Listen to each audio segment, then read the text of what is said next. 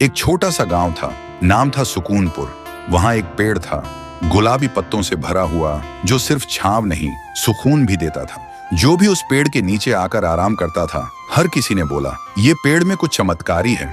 जब भी इधर रुकता हूं तो एक सुकून मिलता है।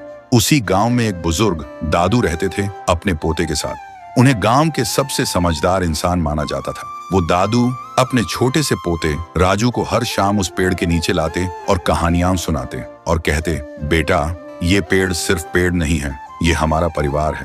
मैंने इसे अपने हाथों से लगाया है और इसने मुझे जिंदगी भर छांव दी है। राजू मुस्कुरा के पूछता, दादू, क्या पेड़ भी परिवार होते हैं? दादू थोड़ा सा हंसते हुए बोलते, जिसने तुझे बिना कुछ मांगे छांव दी, थकान में सहारा दिया, वो क्या किसी अपने से कम है?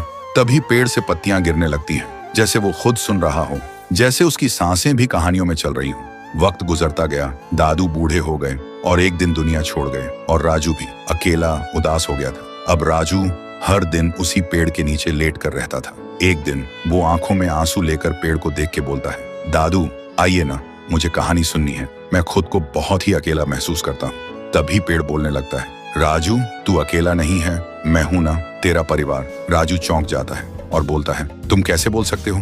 तुम तो पेड़ हो। पेड़ ने धीरे से कहा, तेरे दादू ने मुझे इतना प्यार दिया था, हमेशा मुझे परिवार समझा, और आज तुझे यूं टूटा हुआ देख के मेरी रूह कांप गई। मैं कैसे देख सकता हूँ अपने परिवार को ऐसे तन्हा? उसी दिन से राजू फिर से मुस्कुराने लगा था, क्योंकि अब वो अकेला नहीं था। उसके साथ उसका पेड़, उसका परिवार था। वक्त गुजरता गया, राजू बड़ा हुआ और एक दिन शहर चला गया। गांव की जमीन बिक गई और एक दिन उसी पेड़ को भी काटने का वक्त आ गया। जब पेड़ गिरा, ऐसा लगा जैसे कोई दिल टूट गया हो, जैसे कहानी अधूरी रह गई हो। सालों बाद राजू वापस आया और जहां कभी पेड़ था, वहां सिर्फ मिट्टी थी।